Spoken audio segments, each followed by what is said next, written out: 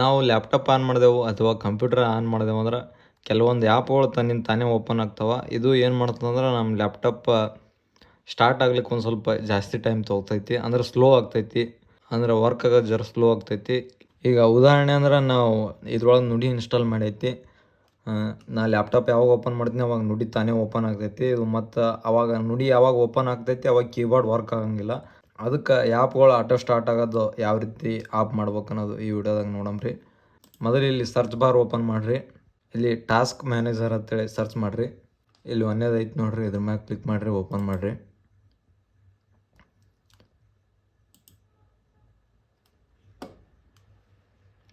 Open ಮಾಡಿದ್ಮ್ಯಾಕ ಇಲ್ಲಿ ಈ ರೀತಿ 3 ಬಾರ್ ಅದಾವಲ್ಲ, ಇದ್ರ ಮ್ಯಾಗೆ ಕ್ಲಿಕ್ ಮಾಡಿರಿ. ಇಲ್ಲಿ ನೋಡ್ಬೋದು ಸ್ಟಾರ್ಟಪ್ ಆ್ಯಪ್ಸ್ ಅಂತ ಐತಿ, ಇದ್ರ ಮ್ಯಾಗೆ ಕ್ಲಿಕ್ ಮಾಡಿರಿ. ಇಲ್ಲಿ ಯಾವ್ಯಾವ ಎನೇಬಲ್ಡ್ ಅದಾವಲ್ಲ ಅವೆಲ್ಲ ನೀವು ಯಾವಾಗ ಕಂಪ್ಯೂಟರ್ ಆನ್ ಮಾಡ್ತೀರಿ ಅವಾಗ ತನ್ನಿಂದ ತಾನೇ ಇದು ಓಪನ್ ಆಗ್ತೈತಿ. ಇಲ್ಲಿ ನೋಡ್ಬೋದು, ಇಲ್ಲಿ ನುಡಿ ನನಗೆ ಪ್ರಾಬ್ಲಮ್ ಮಾಡ್ಲಿಕ್ಕತ್ತಿದೆ ನುಡಿ. ಇದ್ರ ಸಂಗಟ ನನಗೆ ಯಾವ್ಯಾವ ಬೇಕಾಗಿಲ್ಲಲ್ಲ ಅವು ಆ್ಯಪ್ಗಳನ್ನು ಓಪನ್ ಆಗ್ಲಿಕ್ಕತ್ತೈತಿ. ನಮ್ಮ ಕಂಪ್ಯೂಟರ್ ಸ್ಟಾರ್ಟ್ ಆಗೋದು ಒಂದು ಸ್ವಲ್ಪ ಲೇಟ್ ಆಗ್ತೈತಿ. ಯಾಕಂದ್ರೆ ಒಮ್ಮಿಂದೊಮ್ಲೆ ಇವೆಲ್ಲ ಆ್ಯಪ್ಗಳು ಓಪನ್ ಮಾಡೋದ್ರಿಂದ ಕಂಪ್ಯೂಟರ್ ಮ್ಯಾಗ ವರ್ಕ್ ಲೋಡ್ ಹೆಚ್ಚಿಗೆ ಆಗ್ತೈತಿ. ಇದ್ರೊಳಗೆ ನಿಮಗೆ ಯಾವ್ಯಾವ ಬೇಕಾಗಿಲ್ಲಲ್ಲ ಅವೆಲ್ಲನ ಡಿಸೇಬಲ್ ಮಾಡ್ಕೊರಿ, ಅಂದ್ರೆ ಆಫ್ ಮಾಡ್ಕೊರಿ. ಈಗ ಸದ್ಯಕ್ಕೆ ನಾನು ನುಡಿ ಬೇಡ, ಇದು ಡಿಸೇಬಲ್ ಮಾಡ್ಕೊತೀನಿ. ಇದು ಯಾವ ರೀತಿ ಡಿಸೇಬಲ್ ಮಾಡ್ಬೇಕಂದ್ರೆ ಇದನ್ನು ಸೆಲೆಕ್ಟ್ ಮಾಡಿರಿ, ರೈಟ್ ಕ್ಲಿಕ್ ಮಾಡಿರಿ. ಇಲ್ಲಿ ಡಿಸೇಬಲ್ ಅಂತ ಇದೆ ನೋಡಿರಿ, ಇದ್ರ ಮ್ಯಾಗೆ ಕ್ಲಿಕ್ ಮಾಡಿರಿ. ಅದರ ಸಂಗಟ ನಿಯರ್ ಬೈ ಶೇರ್ ಲಾಂಚರ್ ಅಂತದ, ಇದನ್ನು ನಮ್ಗೆ ಯೂಸ್ ಇಲ್ಲ.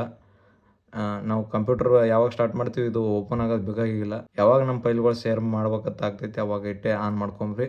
ಇದನ್ನು ಡಿಸೇಬಲ್ ಮಾಡ್ಕೋತೀನಿ. ಇದೇ ರೀತಿ ನನಗೆ ಯಾವ್ಯಾವ ಬೇಕಾಗಿಲ್ಲಲ್ಲ ಅವೆಲ್ಲ ಡಿಸೇಬಲ್ ಮಾಡ್ಕೋತೀನಿ. ನೀವು ಇದೇ ರೀತಿ ಡಿಸೇಬಲ್ ಮಾಡ್ಕೊಳ್ರಿ. ಇಲ್ಲಿ ಡಿಸೇಬಲ್ ಅಂತ ಸೆಲೆಕ್ಟ್ ಮಾಡಿದ್ರಂದ್ರೆ ಸಾಕು, ತನ್ನಿಂದ ತಾನೇ ಆ್ಯಪ್ಗಳು ಓಪನ್ ಆಗೋದು ಕಮ್ಮಿ ಆಗ್ತೈತಿ. ವಿಡಿಯೋ ಹೇಗೆ ಅನ್ಸ್ತಂತ ಕಮೆಂಟ್ ಮಾಡಿರಿ. ಮತ್ತು ಮುಂದಿನ ವಿಡಿಯೋ ಯಾವ್ದ್ರ ಬಗ್ಗೆ ಬೇಕು ಅನ್ನೋದನ್ನು ಕಮೆಂಟ್ ಮಾಡಿರಿ. ಮತ್ತು ಮುಂದಿನ ವಿಡಿಯೋದಾಗ ಸಿಗಮಿ. ಬಾಯ್.